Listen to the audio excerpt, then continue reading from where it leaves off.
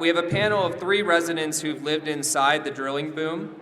Our first speaker is Lisa Bracken. Lisa has researched and documented the impacts of onshore natural gas extraction since 2002, when operations began in her rural neighborhood on West Divide Creek in Garfield County, Colorado.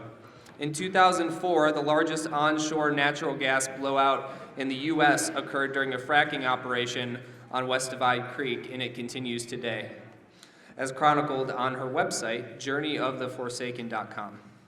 Amid continued drilling, a second seep occurred in 2008. Approximately 80 producing gas wells have now been drilled within a mile of Lisa's home, prompting her to strongly advocate for policies and practices that safeguard human health and the natural resources such as air, water, and ecological biodiversity on which life depends.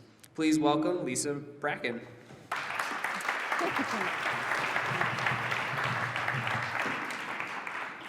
Hey everyone, thank you so much for having me out here this afternoon, and thank you so much for showing up. This is a wonderful turnout of engagement, and I like seeing that. Plus, it's a great reason to come up here and visit your beautiful valley, especially bathe in all this water, because we've been pretty shy right now, as you all know, so it's been really nice. Since Jim has so graciously introduced me, I'll skip most of that, except I wasn't sure if you said 8 active wells or 80. 80. Oh yeah, there's the 80 plus, within about a mile of my home. And I think what I'd like to do first is kind of talk a little bit about West Divide Creek in particular. It's a lot, you know, in its character. It's rural, it's agricultural. It's pretty wild and remote. It's a lot like this region and other areas in Colorado. When we first moved here, we came from Houston, Texas about 35 years ago. And boy, I tell you, I mean, right around, you know, the Gulf and all the oil and gas operations there, I can tell you in a second what a refinery smells like. So it was wonderful to come up here 35 years ago, before oil and gas got really started. And at the time, we purchased, I guess about 25 years ago now, we purchased this property on West Divide Creek that you're looking at. That's the valley. My father, he named that Summerhawk Valley because of the prominence of red-tailed hawk in the summertime. But we also enjoyed hosting bald eagles, golden eagles, cougar, badger, wild turkeys, all varieties of songbirds, cranes. We just had a variety of animals because we had a really unique kind of topographical area. We had riparian down on the creek, and you come up about 300 feet in elevation, and all along that canyon, we had cliff, and of course raptor habitat and cougar as well. We have bears.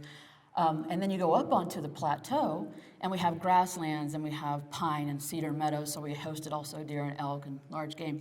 So there was a wide variety when we first got here. However, in 2002, 2003, Encana came knocking on our door, and our world was turned upside down.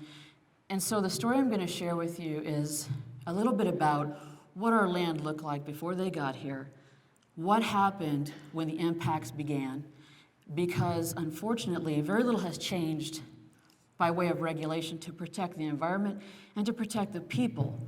When this industry comes to town, there are a lot of exemptions and waivers and just ways of doing business that put people in the environment, water, air, biodiversity, healthy soils, in the direct line of fire. And so very little has changed, which might mean that what was in store for us may well be in store for you. So the more prepared you can be, the more educated you can be, the more ahead of the curve, and the more apt you are to be able to make positive change going forward. So this is West Divide Creek in the fall. This is what it looks like in the wintertime. From up on the edge of the plateau, the canyon rim. Years ago, the Utes, this was an ancient burial area for the Ute. This is down in the valley where the river flows, again in winter. These are things that I notice about my environment, and I bet you notice these things in your environment too. I hope you do. We have some bobtail, or rather bobcat track up there, and rabbit there. New life springing up where old dead cedars have fallen. This is it in the springtime. Some beautiful views, muddy water, wonderful cattail and blackbird habitat. We had otters, beaver, new life coming up in the leaf litter in the oak forest beneath the canopy, water, eggs from water birds and butterflies. I've always been fascinated by the water cycle and how water will collect on leaves and vegetation. It's incredibly important, the purity of water, the potability of water. This is it in the summertime. I always call this the enchanted forest. This is the trail underneath of the oak canopy that goes down to another area of our property. We have about 60 acres that we take care of. There's a beaver dam. We have, again, there's some eagles flying, lizards. That's a horseshoe, or what is it? The rabbit, the snowshoe hare in the summertime on the far right. Unfortunately, that verdant river valley can change literally overnight. And this is how it can change. And a number of the speakers up here, myself included, have shown this, or images like this. There isn't a lot of planning that goes into oil and gas development, which is unfortunate because, as other speakers have suggested, we are so very dependent on the chemical feedstocks that serve everything from pharmaceuticals to agricultural chemicals, plastics, you name it. Everything here certainly has been dependent upon fossil fuels for its manufacture. So there seems to be this sense of urgency that is brought further along by supply and demand and politics, so that rather than planning for proper development and protecting important resources like water and air and community and even local economics and that diversity, what it becomes is a boom and bust cycle of, everybody get there quickest and make that buck and be gone. And that can leave a lot of damage behind. It's almost like casting a fishing net, and everywhere there's a little intersection, they punch a hole. And, the environment can't really sustain that, neither can communities. This is right around our house, and I could not tell you. I think I hesitate to hit the pointer because I'm not sure what button it is. I don't want to blow away the slide. But you can see all these lines coming off of here. That's a plat map from the county, colored. And all these little lines, can you all see those blue lines coming off? Show of hands, can you make that out? Okay, those are all downhole locations. The little squares are the main pads, and off those pads, each one of those lines represents a downhole where they drill down anywhere from 7,000 feet to 12,000 feet. And the bottom of the hole ends a little bit of a linear distance from that pad, but maybe 7,000 feet down. And there's 80 of these in production right now, many of which are associated with catastrophic failures. And the thing is, these failures aren't recognized as failures by our regulators because they are in line with current operational procedure. That's one of the things that makes this whole situation so volatile and dangerous is our regulators don't recognize it as a problem until it happens and we're able to prove that it's a problem with consequences. There's just so much impetus to ignore impacts that the burden falls to the citizen to try to report something that they don't even understand. So all the things that the speakers before me have talked about in terms of impacts to our human health, impacts to air and water, well, whatever's targeted at 7,000 feet down, 12,000, 20,000 feet down, all that targeted gas, which is associated with coal, when coal degrades, it'll throw off gas. So everywhere there's coal, there's likely to be gas, which is why they've applied for permitting and why it's likely to go through up here in the North Fork. So there's just a huge demand being built even for offshore. So the point being is that when all of these things go correctly, as according to plan, it still is insufficient to protect communities and watersheds. When the industry comes to town, the air quality definitely changes. Again, what's produced down there comes up and all the way into the atmosphere. So theoretically, it comes through secured casings in your well bores, but cement cracks, cement degrades. Housing foundations are a great example of that, driveways, road bases. So when you expose that kind of thing to pressure, you introduce the potential for all of this gas coming up in the strata through cracks and fissures that were already there, and those that are made from fracking, those that are induced. I mean, fracking is supposed to do that, right? So if it goes right, chances are you may have problems even then. Then it comes on up into the surface. Gas wants to rise. So anytime you give it a path, it's going to take it. That can sometimes mean that it's going to mix in with your water. That means freshwater aquifers. That might mean saline aquifers. Everything's layered underground. So it makes its way through all of that. It might make its way into an underground water source that is an aquifer. Perhaps that aquifer feeds a spring that comes up into a creek. That creek flows down. People have their water wells there. So once it gets into the atmosphere, it volatilizes, it gets mixed into the air. That's when we breathe it. That's when you have all these ozone reactions. That's when you have health impacts. Because basically, from 20,000 feet down, all the way up into our atmosphere, all the very same constituents, the toluene, the benzene, the xylene, all the BTECs, all the NOxes and the VOCs and all this bad stuff, a lot of which they don't even know what is in there. I mean, some of which is patented nanochemicals that are protected under non-disclosure and exemption laws at the federal level. So all that's coming up and mixing, and worse, all of the living entities, and we are no different. We are living filters in our environment. We're 80% water. How long could you go without water? Not even a week. So we continue to circulate water through our bodies. Our bodies depend on clean, potable water to keep us healthy. Our lungs breathe, I think it's on the magnitude of 20,000 liters a day of air through our lungs. Our lungs are living filters. So we depend on air as well. So we are the living example of the pollutants that come from down there all the way up to here when systems go right, let alone when they fail. This is from a flare. That was a bald eagle, by the way, on the ridge. Kind of iconic. It was on Christmas Eve, 2005, I think. This is another flare and another one to the west of us up on top. This is astonishing to me. This photo was taken about a week ago. We live in an agricultural area, and our farmers are burning their fields. It's shocking to me that with the density that we have of above ground condensate tanks, y'all know what's in those, right? So it's incredibly volatile, and it basically, condensate tanks contain jet fuel. That's what it is. And they've got a little valve on the top, see that little thing sticking out? 4-ounce pressure valve.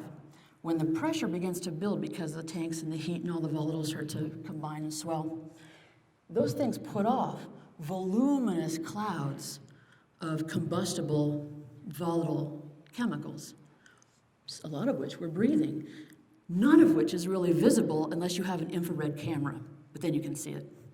So what do you think is going to happen when this fire gets close enough, not to the tank, but to catch the gas cloud around it on fire? Particularly when you have these kind of tanks about every quarter mile or less in a network within a residential rural zone or near schools. When one of those tanks blows, it's going to ignite another tank, and then another tank, and then another tank. And officially, firefighters are all trained to stand down. Anybody home at the time that one goes and that's caught in that firestorm is a goner. Sad to say. I've been trying to get Garfield County to pay attention to that for years. This was particularly scary because it was not that flame encroached to within the fenced-off area even. So, produced water trucks. Presumably this is flowback that is being dumped into a nearby irrigation canal that goes right into the Colorado River. Here in our state, that's partly allowed, is to go ahead and just dump it freely into our waterways. They also inject it, they also evaporate it. There's a number of methods. One day I was up on Airport Road, and in about a 2-mile span, I counted these carcasses of deer. Deer are real comfortable with vehicular traffic. They can become that way. Elk are pretty skitterish and they'll get out of the way generally. But deer don't, and that's the consequence. The 2-mile stretch, in one day, I stopped and took all those photographs. And then I called the DOW. Did they respond? No, they did not. So then it got pretty personal. It was already feeling pretty personal at that point. In 2004, the fires of hell broke loose, very close to our home. And one of the wells experienced a tremendous kick. What a kick is when they're drilling and they're drilling and they're drilling, and they're trying to hold down natural gas pressures. Remember the gas is wanting to come up? They're trying to hold that down with mud weight. And generally, that'll work unless they've underestimated the number of, or the volume of gas, pockets of gas, just in the drilling zone. That's what happened here. And they were doing experimental drilling. They lost control of the well, and they hit underground a pocket of gas that just shook the hell out of everything. And I mean, it rattled ground for about 3 miles in every direction. It was like an earthquake, and there were 2 waves. And it knocked houses off their foundation. It knocked dishes off walls, doors askew, cracked walls. It did a lot of damage. That's the same kind of fire. It just kept fireballing over and over and over again for hours until they could get it under control. Meanwhile, everybody's breathing all those emissions too. 1 month later, we talked to the COGCC about that event and it was played down. 1 month later, we happened to find these bubbles coming up in West Divide Creek. All that disturbance that you see on that lower right-hand photograph are bubbles, methane gas bubbles, and benzene and toluene and xylene and everything that comes with methane from way down there. It somehow made it all the way up to the surface waters of West Divide Creek. And in the terrestrial environment, once again, more than likely associated with that 3-mile area in that initial event. The theory being that initial event opened fissures that were already there, further widened them, or possibly created new fissures and new pathways. And gas will try to find its way out. We soon discovered that it was flammable gas. Reported that to DOW. They were told to stand down. Reported it to the EPA. They were told to stand down. Reported it to the Public Health Department. Also told to stand down. None of them were allowed to come to the property and look at it. The COGCC maintains strict authority through letters of agreement, memoranda of agreement with those agencies. They do have primary authority, though they don't necessarily have the concern, nor do they have the expertise to be able to judge when a situation is safe. And I'm sorry to say that has not changed much at all. That's my father with the vest. He's bending down. He built a cone around one of the largest vents to collect that gas so he could ignite it from the top, and it produced a flame about 1 foot high.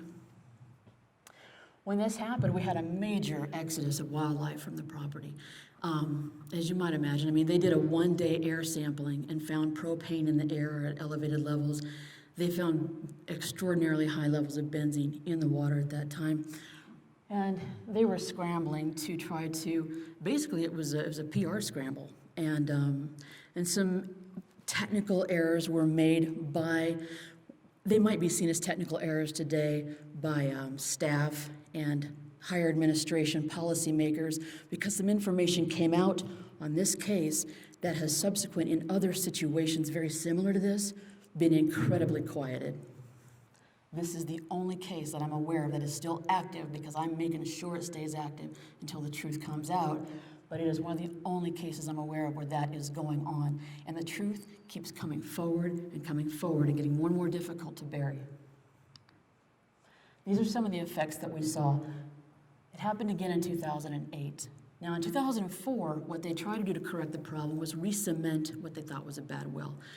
Well, what led to that whole issue was first the big explosion, and then they drilled the well, and they were going to cement it. This is in Canna.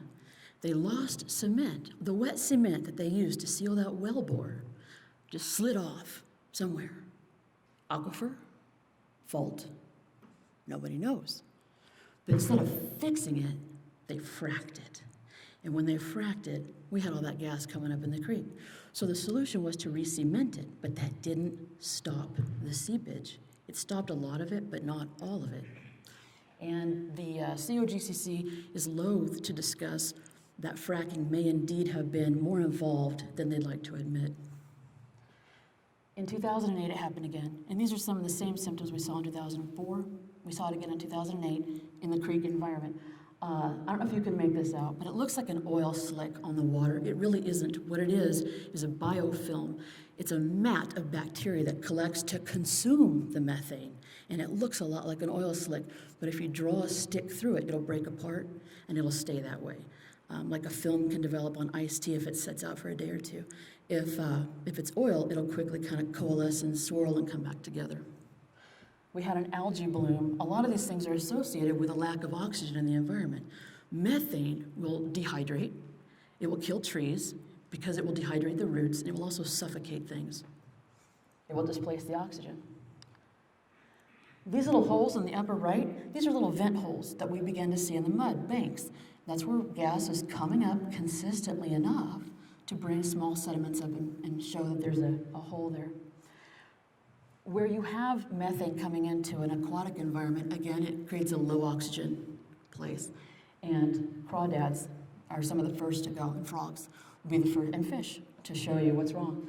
That's a dead crawdad near an active vent on the lower right. Then we saw some black stuff coming up. This is back when Encana and others had admitted to fracking with diesel here and there. But we were reassured that that was not the case here.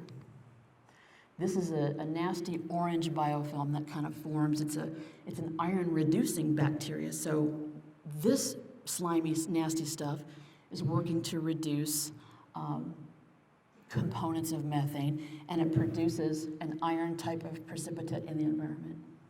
So it's visual evidence when you have no other evidence. There's a small stream of that biofilm coming out of a vent in the mud. I found this frog, slide on this side over here on the left. That frog was partly paralyzed. Its back legs, it couldn't move its back legs out of an area that was bubbling, and it could move its front legs. And ironically, the environmental guy from the COGCC was there that day. And I picked this little guy up. It's a little male leopard frog. Put him in my water bottle to rescue him and to show the environmental specialist from the COGCC. And he wasn't interested. He wouldn't even look at the frog. And he said, you know what? Frogs die every day. That's your regulatory agency working for you. I took this little dude up to my house, put him in a Corningware bowl with some gravel and rocks, and changed the water and proceeded to rehabilitate him to see if I could. I called Theo. I'm like, okay, here's what's going on with this frog. What do you think? She said, I think it's a neurotoxin, a biocide, which they use in fracking constituents, which they don't have to disclose because it's protected in a proprietary rule. We had no idea what we're dealing with. And I wasn't about to turn him over to a lab. So I had him at the house in the kitchen sink for about 3 hours. And he went through a series of tremors as he was detoxing. And finally he began to regain control of his limbs. And the next day I caught a moth or two and put it in there, and snapped it right up. So I took him back down to the creek and released him in an area that was less impacted, hoping he'd be okay. That was one of those feel-good moments, and you don't get a lot of those where I live. This frog, not so lucky. That rabbit, not so lucky. The lower right-hand slide is a dove that we found dead in our fountain. I mean, this is what it looks like when these kind of things happen. These guys, they didn't make it out. Everything else did. A lot of them don't. The fish die and can be washed downstream. The eagles, the cranes get them, they die somewhere else. It's a chain reaction. You don't always see the evidence. By the way, that little rabbit is still in my freezer because one day we're going to have some lab analysis done. Another thing that happened that was evident and really unusual is this, they use surfactants, which is a soap substance when they drill and frack. Now, what I saw also on the muddy banks was almost like a squeezed kitchen sponge and lots of soapy-looking substances coming up along the banks. Also, those little holes on the bottom right-hand slide, those are little tiny holes eaten through solid rock. much like acid might do, also used in fracking. The surfactants can sometimes build up to make a hard, crust, almost like a styrofoam substance that floats down the waterway.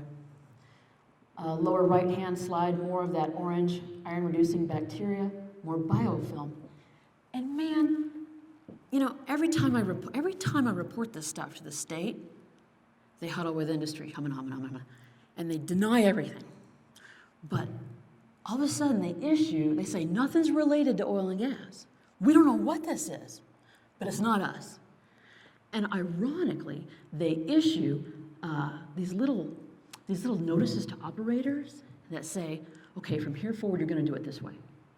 Maybe because they suspect something got screwed up, or this is insufficient to isolate a water zone, or whatever their reasoning, it always results in denial at the public level, but a subtle change in policy that applies to operators. So they've done this 5 times, right? Almost like, let's try this and see if this works. Let's not admit anything, you know, or have a public hearing and really look at the facts. Let's just quietly try to adjust our method of operation and see if that works. Well, then it doesn't work. It doesn't work. Again, in 2014, just this last fall, boom, another one shows up.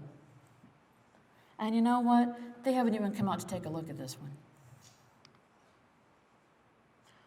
Something that's important to keep in mind.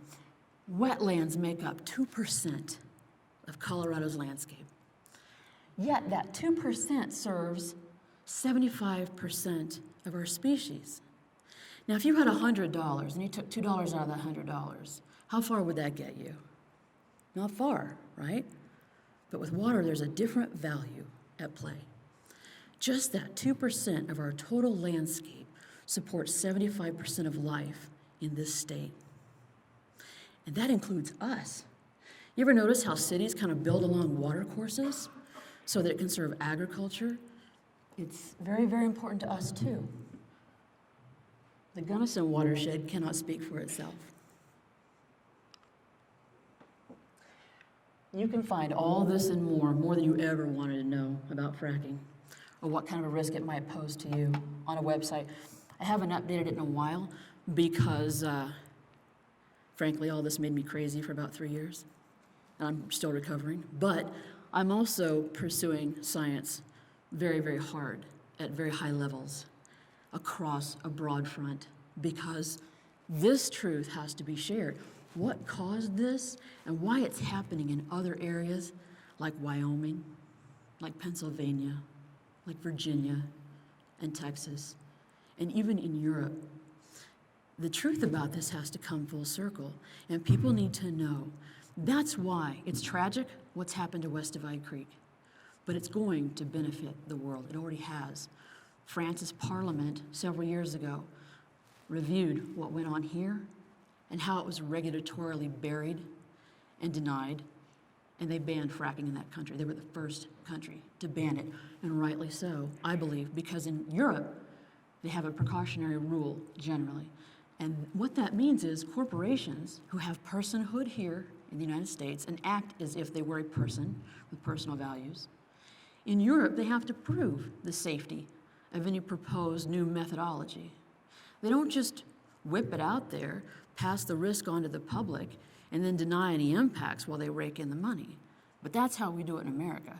So you have to find out your own truth. Truth is not always self-evident. You have to pursue it. And this is the truth as I know it. Any questions?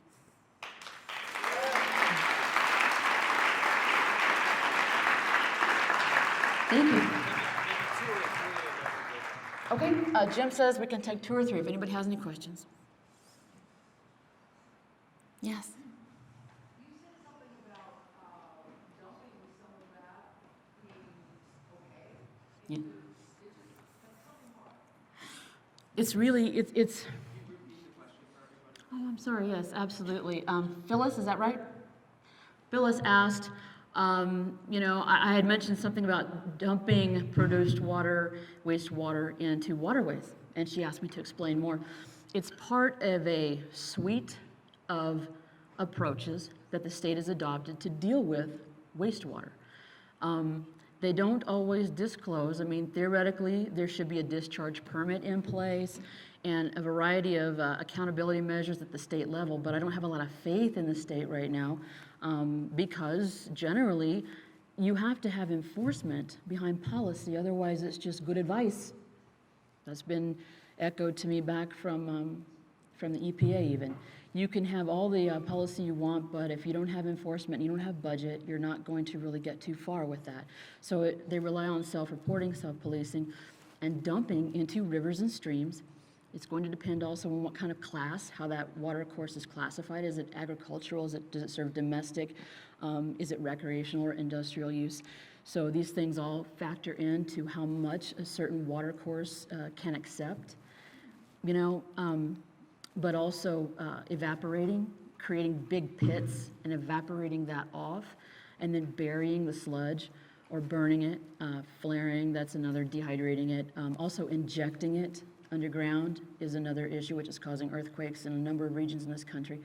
Another method is, underground injection, spreading it on roads for a de-icer. Yeah. So that your tires bring it right to the driveway and your feet bring it right to your house. And your doggies and kitties drag it around too. It's kind of a bad deal. But unfortunately, one of the problems with regulation, there's a relationship between regulators and policy, and part of that involves a revolving door. And what that means is you get regulators who are reluctant to regulate because they stand to make more money after they do a stint in public service to go to work for the industry that they regulated. A perfect case in point is, I believe his name is Dave Neslin. He was the director of the COGCC for a while. And you know, you guys saw what happened with the seep in West Divide Creek and how that was fizzy all over the water like Pepsi and it caught on fire. Well, while that seep was still going on, Mr. Neslin approved in Canada to go in and punch all these new holes right on top of where it was seeping and frack it. I mean, that's just crazy. But a couple of months after he did that, he went to work for Encana. So that's sometimes why you don't get the policies that you hope for. Yeah. How is your drinking water? What's your source, and has it been affected? It's definitely been affected. We no longer drink our water source from, it's a well right off the creek. It's in situ, so it's just a shallow well, and the new seep is right above it, and so we don't drink it. We found radioactivity in it. I tried to get the state to test for it. They refused to do it. I did it myself. There it was hot. So it's just one of those issues. Stop drinking it. But yeah, the county finally concluded a 3-phase, 9-year study which revealed benzene at least at 600 feet down into our aquifer, which they presume to now be widespread. So it was like pulling chicken's teeth to get that far. But to get them to take action on that revelation, to get them to try to figure out what caused it or how to prevent it from worsening in the future, not gonna happen, not for a while. One last quick question, anybody? Yes. I wonder if anyone has compensated you in any way for the damage that's been done. You know, they have, and that was limited. We did settle. I refused to sign a non-disclosure agreement like a lot of my neighbors did, because the worst thing you can do with truth is bury it, and there's no amount of money that would do that. So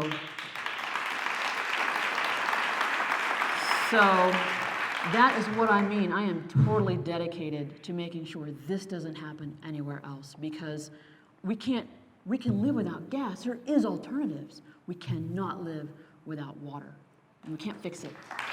Thank you all so much. Thank you.